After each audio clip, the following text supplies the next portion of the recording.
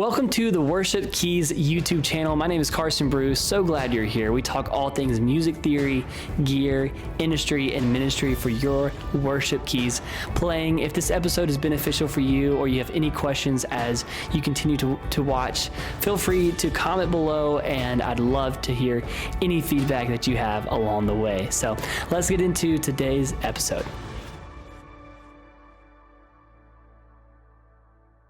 Caleb Blair, thank you for being on the Worship Keys podcast. Dude, thank you for having me. This is great. He's a keys player, obviously, if you're on this podcast, and touring musician, studio musician, and an artist in and of itself. Nice. You're a great artist. I was looking at your music past few weeks. Years? Years, no, You've been a fan for years. I've been fans Awesome. for years. No, sorry.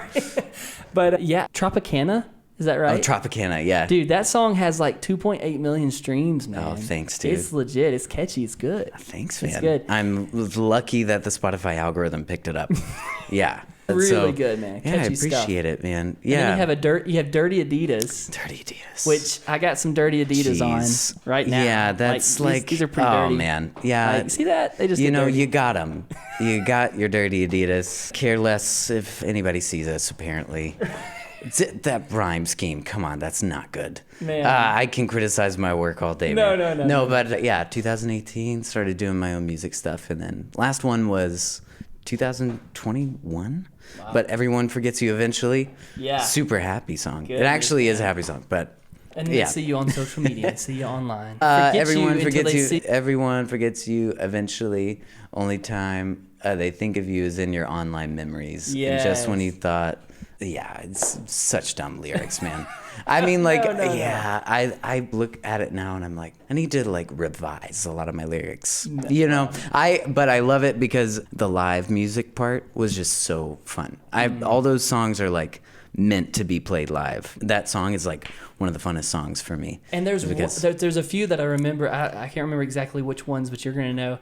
There was a great drum, like halftime type feel on one of those. Oh yeah. Everyone Forgets You Eventually does have a halftime. Is that the thing? Yeah, it's like a halftime. You split the chorus. It alternates into a different like lyric structure, and then there's my friend Jablaze Roman, who like helped craft that halftime into a build into the full time. Cool. Like yeah, that was cool, dude. I get amped for drums and then keyboardist, but.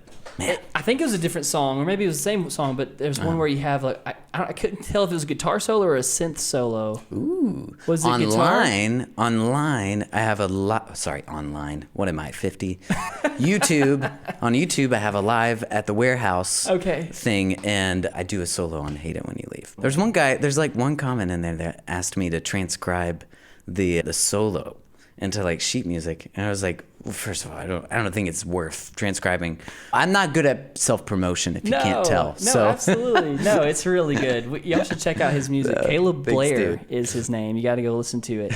But Caleb, I want you to share with us how you came to love music and how you learned piano and what ultimately got you to Nashville. And you've played with multiple big name artists, and I know we're not here to just name drop. Right. But you currently play for Rebecca St. James. Yeah. And I know you love that. And I would love for you to share your whole musical journey with us right now, man. Rebecca St. James is who I play for right now, which she's amazing. Rebecca St. James has been just amazing. She has such a great heart. She has such a great ministry mindedness to her. I've never seen her say anything negative about anybody. Every time we are somewhere, she puts her all into a conversation. And that's just unlike so many people I've seen. She does have a special heart for Jesus and for the people that she's around. So I'm so thankful to be working with her. And she, I think it might be a good time to promote her new movie that's coming out, Unsung Hero. Yeah, I'm not here to promote it, but that's happening. And their family story is crazy. The Small Bum family is just crazy. Rebecca, and she's, a sister of African country, and she paved the way for so many, first of all, women in the CCM industry. Yes. So many women artists that are out there right now in the industry have either listened to her, were completely inspired by her, or anybody that grew up in the church, it feels like, knew who she was and really revered her work. So she paved the way for a lot of people, but she also paved the way for King and Country, who is one of the top CCM artists they're now. big, yeah. Their whole family is involved, like in the CCM industry to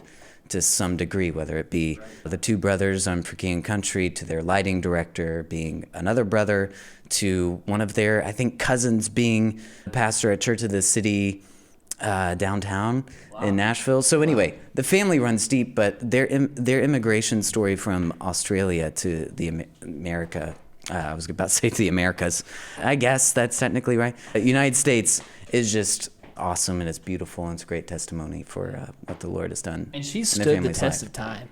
I mean, she really has been so consistent. She started in Australia when she was in high school, I think.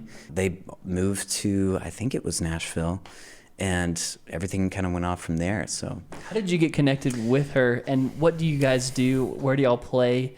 What kind of shows do y'all do? Well, you know, right now, she's not necessarily doing full-time touring stuff. She actually took a break several years ago because she had a child, and so she was wanting to focus on family. Yes. Focus on her family, which I'm pretty sure she has some podcasts on focus on the family. I contract for some churches, and so there was a guitarist who was working with her, and he had met me through contracting through another church, and he basically gave my name, and I think I already knew. I think the drummer at the time was already one of my friends too, so. It was just a network of people. Yeah, small world. Anyway. That's boring, but I almost played for her several years ago for like a guitar thing. I started playing it, but there's like her God album, which is like very intricately sophisticated, like world music type stuff, where we're changing keys and time signatures and stuff. And I told them I can't do it. And then their lead guitarist told me, because I'm like, keyboardist first. I'm multi-instrumentalist, but like I can do chords and like American and British guitar sounds. I had to tell the lead guitarist I couldn't do it, and he was like, "Nah, you could do it, dude." And I was like, "You come over, you watch." And I tried to do it, and he was like, "Yeah, okay.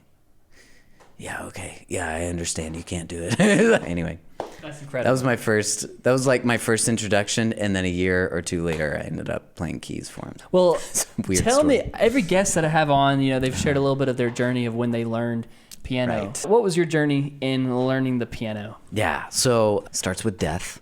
My grandmother had a friend who passed and was going to give her piano, I guess, pass it down somewhere, and nobody wanted the piano. So they sent it to our house, and it was so dilapidated that it had wood, like the wood had chipped off in such a way that it looked like pictures were on each key. So I actually learned like what note was what based on the image that it had on the key. Very strange way to learn piano. But I started making my own songs, and that's when my parents were like, maybe we should put him in lessons. I think I was taking karate at the time, so karate and piano were I was about to decide between self-defense or the arts. A lot of the entertainment and the celebrity stuff was like very big in our household, so I think the respect for entertainment also had an imprint on me of like, oh, I want to learn how to like do the performance stuff. I want to learn how to songwrite. And so they put me in lessons after I started writing songs. And being in Memphis, I was surrounded. B.B. King was like one of the first musicians, artists that I knew about just by proxy. And so anyway, I ended up getting lessons from Mr. Keith. No idea where he's at these days. I hope you're doing well. I don't think he'd be listening, but I don't know if he listens to podcasts. I hope he's still alive. Anyway, that's not the death I was talking about. He taught me how to play jazz, and so I was doing like beginner jazz stuff, and I was getting amped. I was starting to get into ragtime, and then we moved to Kentucky, and Southeast Kentucky is a bit different in its culture than Memphis, so there was a lot less blues or jazz influence and more hymn and structured music there, kind of like 4-part, I don't know, music. And so all the teachers, that's what they taught, either from books or like that mode of things. So I learned about that stuff, but I got bored, got into sports, and then actually became a part of a band in like freshman, sophomore year of high school. And that was a rock band. And so bought a Roland GI, which is a knockoff Juno. Doesn't sound nearly as good, but it worked, and it had like fake organ sounds on it. Right. Yeah, and so did that for like rock organ stuff. Then what I would call a Baptist church. Right. Like, Been to a few of those. Yeah, it took me on as like a keyboardist. They needed a keyboardist. I remember I was like in the stands at a high school like soccer game, and somebody asked, "Hey, would you mind? Like, you know how to play piano? Can you play?" I didn't know how to play by ear, but the bassist of that band taught me how to play by ear. Nice. We'd have like 3 hours of a practice or whatever, and he would go through and he'd be like, "Hey, play this note," and he would just like play on this huge stack. I don't know what he had. It was huge. It was taller than me. But Greg Winberry, shout out Greg, he would play a note and he'd say, "Match it." I'd be like, okay, and I'd figure it out forever. And so that made me want to play and learn how to do things by ear. Right. But I didn't know chords yet. So I went back to piano lessons pretty rigorously while I was doing baseball stuff or whatever, and was learning how to do chords, the circle of fifths and the major scale. And so learned all that stuff. So it was a mix of classical, that structured stuff that I was talking about. Eventually it was playing by ear and improving and not knowing what the heck I was playing. I didn't know that what I was playing was not inventive. It was just 1-4-5 repetitively, or 4-1-5, or 5-1-4. There you go. So it was just stuff that I thought sounded so cool, but it was just regular stuff. So yeah, I went from that, became a Christian my junior year of high school, and got into a bluegrass band where I played accordion and started trying to learn bluegrass piano, which is like not a thing really. But Mumford & Sons tried to make an Americana sort of folk weird mesh of piano. I ended up meeting a guy from Mountain Heart, which I don't even know if they're a band anymore or anything, but I remember this band just solely from there, but they played at the Opry all the time apparently. And that keyboardist taught me about Billy Preston and some other guys who were like just tasteful, and they could also play like a multitude of genres. They were genre bending. So I focused on being genre bending while putting that into my songwriting stuff. So I was learning how to be a producer and diversifying my genres as far as piano goes. And I just stopped singing in falsetto.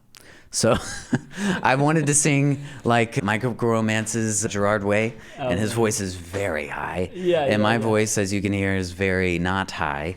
And so I would sing in falsetto thinking that would get me there. But I sounded more like a knockoff Bon Iver. So that was not working until my dad told me, "Hey, why don't you try to stop," in the most loving and gentle way, "stop singing like a girl." He didn't know how to say it, so I think he was like, "Stop singing like a girl." And so that's when I started to do that.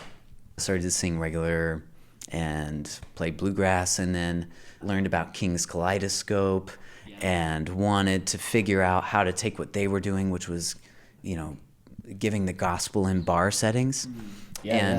Actually what ended up happening was in the bluegrass band that I was in, we would actually give the gospel presentation there. But we were like, 20? Something like that, 18. And so we'd be talking to grown adults who disagreed with what the message was, and then having to talk to them about Jesus in very real ways. I brought discipleship and evangelism to the forefront of my life as a Christian very early on through music. And so I took that and I was like, I'm going to make sure to use the platform that I have, the influence that I have, because even though I just played accordion, and accordion is a very make-funnable instrument, like people still, for some odd reason, engaged in conversation with me. That's good. More than it would be than if I just walked in and had a drink or something like that, which I would be illegal because I was 18. But that gave me some form of place to start a conversation, and people actually invited the conversation. I learned a lot about talking about Jesus with people who are strangers to the gospel or opposed to it, whether they were hurt by the church, or because a lot of people had a lot of great points, like, why would God allow this? Or I've been through this. Can you explain that? Or sometimes it was just hateful speech, but a lot of times people were very ready to have those conversations. Right. So I went to Liberty University, which is also a podcast worth of information, as there are many podcasts about the Liberty Way, number one, but also just experiences there. But I went to Liberty for the worship program. In songwriting and artist development was like my specialization, but you had to have the primary instrument of piano. Okay. So when I got there, I figured out that I was not the best at piano. In small town Kentucky. But you were the best in accordion, I'm assuming. Actually, yeah, that was actually, that's actually a selling point. If you are like a keyboardist, yeah, go ahead. If you want to diversify your portfolio, get an accordion and you'll get more gigs. There you go. But yeah, I got in the program over there and I met some gospel keys players, and that stretched me. I felt like a kid, in front of the gospel players, because they could like do laps around me, but they also were not pretentious about it. And so I approached them with a lot of questions. So this guy who's still at Liberty today, which is amazing. Love LU Praise. They are just such talented people. But yeah, Patrick Schwartz, in parentheses Colby, he taught me a lot about gospel keys playing. And so that was like kind of one of the big ways that I learned how to play keyboard. I would go to somewhere where I liked the keyboard player, not just the keyboard player. I would, if I liked what they did, I would go up immediately to them and I would go and ask, hey, what do you do there? Like, I remember Brandon Sharp was in their campus band at the time, and he led some songs and stuff, and he was a keyboardist. And I ran up to the stage, maybe not literally ran, maybe quickly walked. Yeah, don't run at people when you're asking them questions. That's also a bit of information. But I asked him, like, hey, what do you do for that sound, like that pad sound? He was like, here, I'm going to show you what I do, and I'm going to show you how I EQ it. So he EQ'd a certain pad to do this and modified it to be nice. And it's still one of the pads that I use today under things. There's a second one that he did that I didn't necessarily like, but like that's where you kind of like discern your style, right? He liked a certain sound. I didn't like that sound, but I liked part of that sound. So piecing together things over the years, like I like this, why do I like this? And doing it that way. And he taught me also like what parts of the piano to play on when you're playing in a band setting. Like he gave me a lot of tips, which I don't think he realized. That was like probably 15 minutes of his time, but it's been like, that was the architecture of like how I did worship keys from then on. I used to play deep down on the piano, for instance, and he told me like, hey, this is the section where we don't play unless we want to, unless it's like, yeah, that does something. But anyway, he taught me how to be a better keyboardist. So. Are you a software keys guy, or are you more software? Hardware, I wish I was hardware. I think honestly having that bad, can I say bad? Yeah, that not professional tier synthesizer, that Roland, gave me kind of a bad taste about hardware. And and honestly, software was cheaper. So like I used MainStage patch sounds through all of college, and I was a part of a scholarship ministry team where we traveled every weekend. So I probably, in college for 4 years, out of those 3 years, I would say I probably played 150 like sets during a year at the very least, ever since like getting in college. Software was what I ended up going with at the start of my career as a professional keyboardist. I would say that started like, junior year of college, because I realized that I couldn't copy sounds unless I went the software route. I had a band that was from WordCurb label, just in case there's like a label that a lot of Christian artists are on. Reach out to the department to ask for a multi-instrumentalist who is a producer, who is a songwriter, who was a keys guy mainly, but also could play guitar and also could sing and all this stuff. And it was like, great. Like these professors were like, you fit the bill perfectly. We're going to put your name in there. Do we have permission to do it? I'm like, great. They recommended me, and I ended up getting the audition. But how I got the audition, I really believe, was I shadowed under a studio musician in Nashville. I basically cut a deal with someone in Lynchburg who just moved from Nashville. He was an engineer for like sessions in Nashville. And I said, hey, can I please learn from you? Because I don't want to leave college jobless. Right. I'm a junior or a senior, like in music school, and I don't have a for sure trajectory out of this. I could get into worship pastoral stuff, but I knew that I was going to be a pastor in a church at some point. And I'm not a pastor in a church right now, but I knew and know and continuing to study and prepare for that ministry. And right now it's closer than it was then. Awesome. So anyway, I was doing that. I was preparing for that, but I also knew that I was supposed to be in the secular music industry or music industry in general to be like a pastoral, I don't want to say like a pastor to people, but I think pastoral care is what we're called to, even among like, I think we see that in Jesus's model of life and ministry is that he invited people and he cared for them. He hosted them. He was a great host. He practiced hospitality. And I see that as like pastoral care.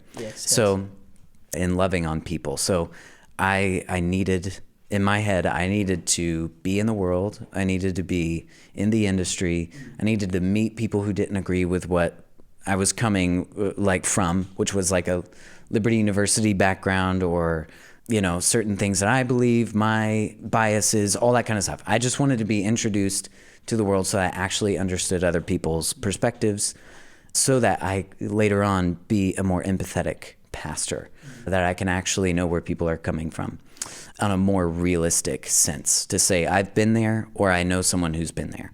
That was kind of my approach. If there are other keyboardists who are wanting to get into the music industry side of things, would be invest in hardware.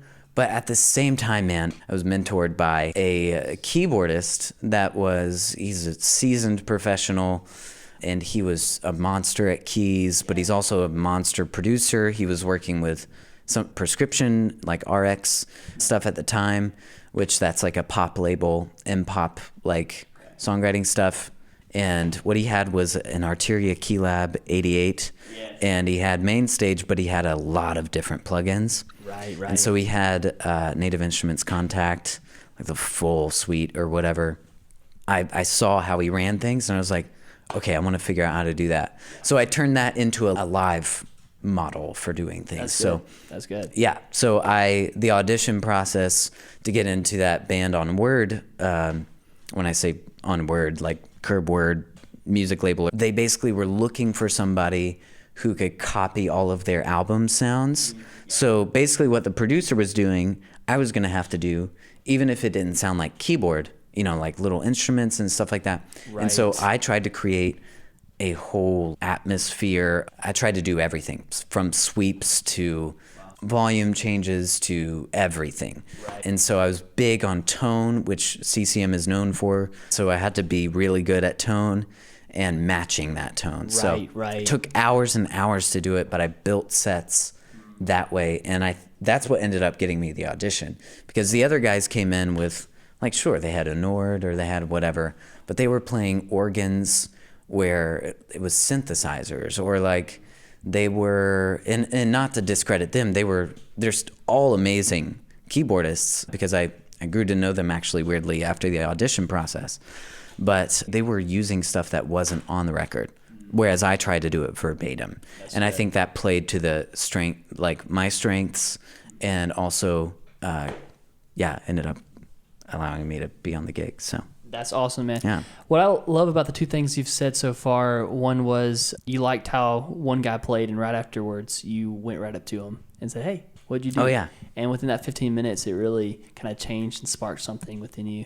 And then when you were in college, you reached out to this guy and said, hey, can I basically see what you're doing? And I think that's really important, you know, for people that are learning, no matter how old you are and where you are, whether you're high school, college, or whatever, seeing what other people who are better than you are doing and just asking, hey, what are you doing? You know what I mean? Yes, dude. But I just want to take a moment this episode to really talk about ministry. You have a big heart for ministry, and this is why we do it. I mean, keys, piano is just a tool we have, and just a way that we can express in worship. Many ways we can worship God, and through music is just one avenue.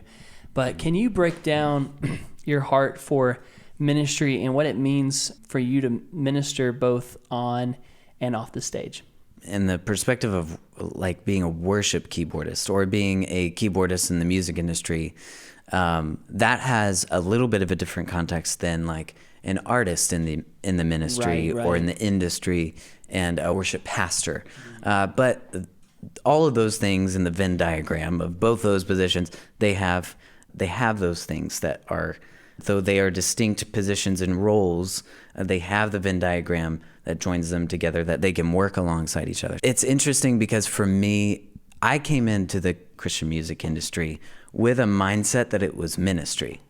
It's important to note that it's not always the case that that is true. I'm going to try not to be super critical and try not to give too many blanket statements, because blanket statements don't really help anybody. Creating generalizations and stereotypes are not good. But I think calling it out for what it is that CCM is, as far as like being a minister there, what that looks like is a bit different than being a minister in a worship music context in a church. Because CCM, the music industry, requires you to bring forth a different set of skills. That is like stage presence. That is trying to be a little flashy. That's trying to evoke emotion through your body language, through a lot of things. There are so many different skills and talents that go into being on the CCM stage there. And as far as being a minister, it's interesting because that's different than worship, right? It's not like someone could be doing that and they're not worshiping, right? You have to figure out what that is in your brain, because I think it's also not sinful on a CCM stage to be not worshiping. And I think this is convoluted. I have a lot of thoughts on this stuff, but on the CCM stage, since there is such a performance aspect to it, the purpose of it is entertainment. And it might have entertainment, and the subcategory purpose is, we're going to talk about God. And then the subcategory is kind of, we can worship. That can be true, but it is ultimately not the purpose because in my opinion, because there's profit involved. So how can you be a minister on stage? I'm not sure. I know how you can be a minister off stage. On stage is such a complicated question in CCM, because I think the profit aspect, and the profit as in PROFIT, not profit as in prophecy, but profiteering, the profiteering that is happening and the entertainment that is happening, convolutes, in other words, like confuses or might distort what we're worshiping. And if you're trying to lead worship where the entertainment is a focus, things can get really messy super fast. You can minister off stage with CCM in a very powerful way, because CCM is one of those places where it's not just the fans that are needing ministering to, but it is also the industry executives, it's the managers, it's the musicians and the artists. They are all in need of being ministered to. And your role in CCM really isn't, is my opinion, is not to minister, but you can turn it into ministry. Same thing with a CPA. Like, you can do taxes and you can minister in your role. Does giving someone's tax returns back to them, is that ministering? I think that's subject. Every Good Endeavor by Tim Keller is a great one to figure out, like, how can I worship in the context of my work? But off stage with CCM, there are so many people that are willing to talk to you. There's so many people who have actually a bigger view of you than they should, to be honest. I call it the spotlight effect. When someone is on stage, especially in a Christian context, there's this thing that tends to happen where people believe that you are more spiritual than you actually might be. They might think you have more spiritual credibility than you actually have. And that is where you have almost an undue influence in their life. And you can use that for bad or good. when a 5-year-old kid comes up to you, or not a 5-year-old, maybe a 10-year-old, when a 10 or 12-year-old kid comes up to you, absolutely idolized with you and thinking like, you probably love God so much and you probably know so much of the Bible, and, you know, in homeschool, I have to memorize so many verses and you probably already know them. They're going to come up to you and then you might shrug them off. And that impacts his whole view of like Christian ministers, because CCM has this thing where though you are not a minister on stage, the crowd sees you as a minister. And that's where it gets very messy. I think we just have to be super careful. But our ministry in that is making sure that those boundaries are clear and that we are serving and loving people regardless of our influence, whether it be the person on stage that is the lead singer or if it's the keyboardist or whatever. We are all on the same spiritual plane. None of us are better than the other. None of us are superior or inferior in the realm of God's kingdom. And so when we step off stage, we treat our fellow band member not with great, we are the superior ones in the room, but approaching it in the humility of Christ and saying, we just did this. Now, like, we are going to leverage this influence for the glory of God. Right.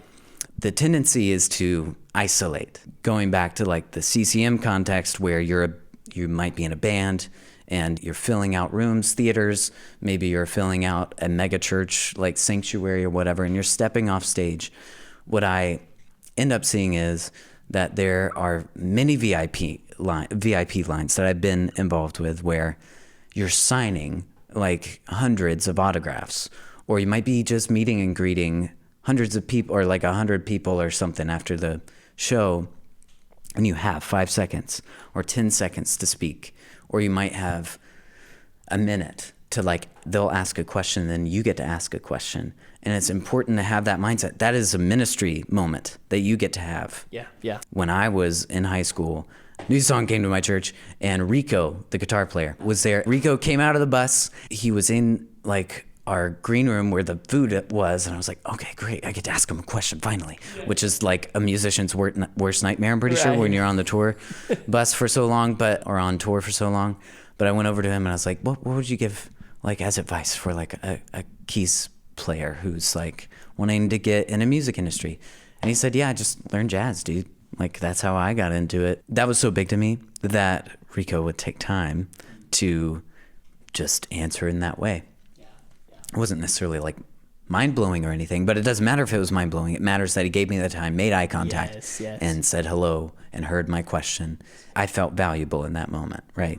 So that's where we get a chance to show people that they're valuable. It's by giving them our time, by giving them our ears. Does that mean that we say, hi, my name's Caleb. Did you know that the Lord Jesus Christ has died for you and that he rose from the grave so that you would have new life? You know, you could, but is that personal? Is that relational? Did Jesus also do that in his earthly ministry? Mm-hmm. These are questions that we got to ask in these spheres of influence. That's good. I think with ministering off stage in CCM is being intentional with every moment, with every fan, every person that is serving you, the person that is bringing you grapes because that's on your rider and they're making sure that all your fruit is there and your Cliff Bars are there. Go talk to that person because you are privileged to have food in your green room. Right. You're absolutely privileged to have almonds there. You know how much almonds are? Oh my gosh. Like $10 a bag or something, and they brought that. You know what I mean? You have to keep gratitude at the front of your brain in these contexts. Otherwise, you are going to get jaded. You're going to isolate yourself. You're going to start developing a superiority complex. And it's not good for spreading the gospel, and it's not good for the witness of Jesus Christ. So I think it's imperative that we treat those people who are serving us and welcoming us and giving us hospitality, but also you got to figure out how to love your band members and your lead singer. That's good. A lot of times, this is strange, but in CCM, usually there is a separation of like, it's like you have the band members and then you have the owners, whatever that looks like. The owners could be 1 or 2 people. Barely ever have I seen the whole band be owners. And what I mean by that is like somebody started this band or project or whatever, and they are keeping it going, and they are determining who is hired and not hired. Sometimes you have great bands who have, not great bands as in like they're talented, but like they're cohesive in that they don't let people go easily. I can think of 10th Avenue North, for instance, is a great example of a successful CCM band who has also like done a great job at ministering, being intentional. Every time I've seen them on the road, they've been so intentional. Yes. Mike Donaghy is an amazing individual. Jeff and Brandon, all those dudes who were like the OG people, at least in the past 10 years, they're amazingly intentional, awesome people that I think they minister to each other, and they also minister to people. And I think they treat their platform with a whole lot of intentionality towards talking about Jesus. So anyway, a lot of times though, you do get the separation of musicians and owners, and that's a very weird divide. And so if you're going to be the artist or the owner, part of your ministry, if you see CCM as ministry, there are some CCM artists who are not Christian, by the way. You don't have to be a Christian to be in CCM. You just have to sing music that is bought by people that are interested in CCM. But that's the caveat. In a church, like if you are not a Christian, like if you're a worship pastor and you're not a Christian, as soon as someone finds that out, like you are, I'm not saying, I think there's a lot of pastoral care to be given to that person, because it seems like there's a lot of hurt maybe there. To fall from faith in ministry is such a devastating and hard and difficult thing, but there would need to be like a serious conversation and some care given to that person that's very specific. And whereas like CCM, we have artists and we have musicians in the CCM industry that are not Christian because it's not a requirement. Sometimes it is, like some artists and owners do say, hey, you have to be a Christian to be in this band, but it's not always the case. But anyway, a part of that whole thing is just that ministry doesn't stop at one person. But that doesn't mean you constantly have to be on all the time. You're going to be introverted, maybe. If you're a keyboardist, you might lean towards introversion. I don't know. I'm making a stereotype. But you definitely need to have your own time. Jesus took time to be alone.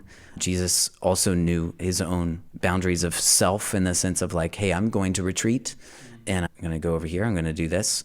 He didn't burden himself with like necessarily constantly being with the disciples at every single moment and making sure that they had, I don't know, there's some kind of powerful significance to that, of him taking time to be with the Father like that in isolation. And that's definitely important to note on the road. You got to figure out how to do that so you can minister to other people.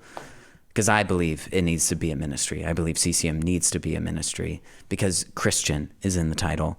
And while things can have Christian in its title, when you're also using the platform a lot of times that a worship team is on, that the Word of God is spoken on, that in a lot of people's eyes, they get the messaging mixed up, where it's like, my pastor spoke from this stage, my worship leader leads from this stage, and now this band is using this stage.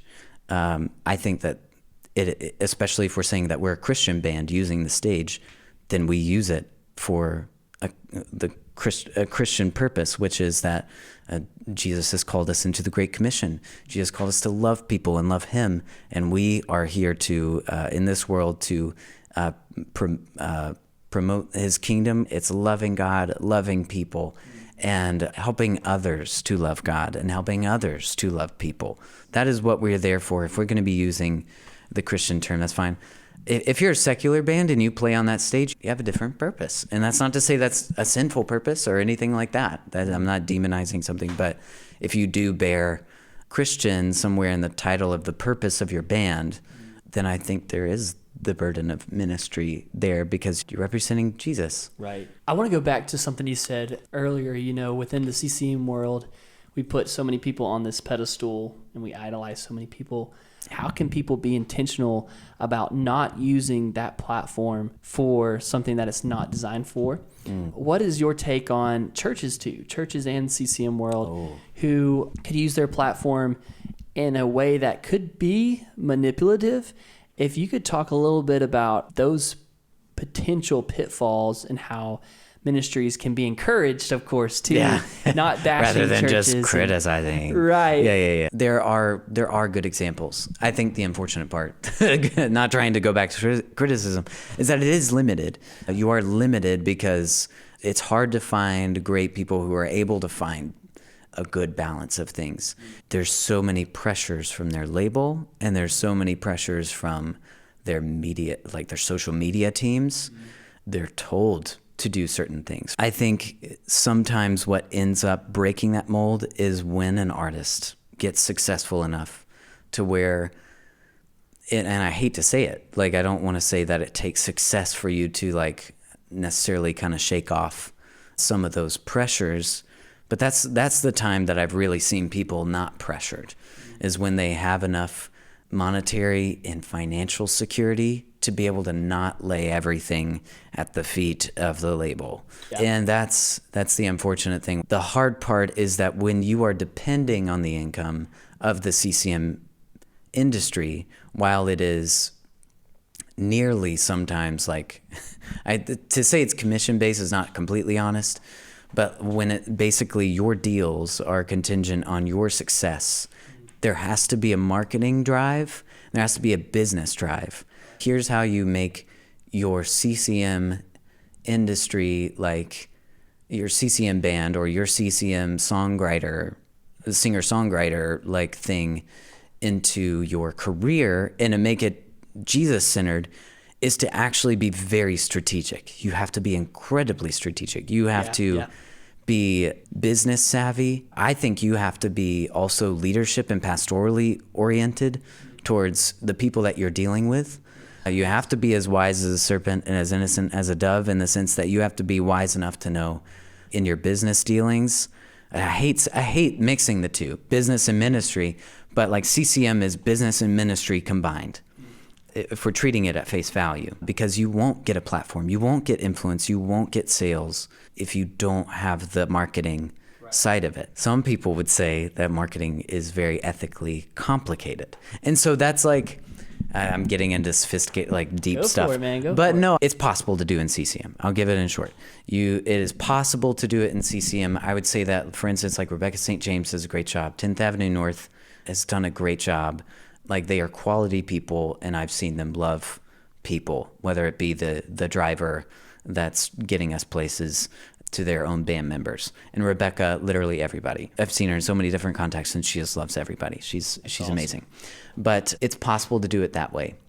There's so many good intentioned people and so many Jesus-minded people that are trying to do the CCM thing, but they're leading ministry without focusing on the business aspect, and it does come back to bite them.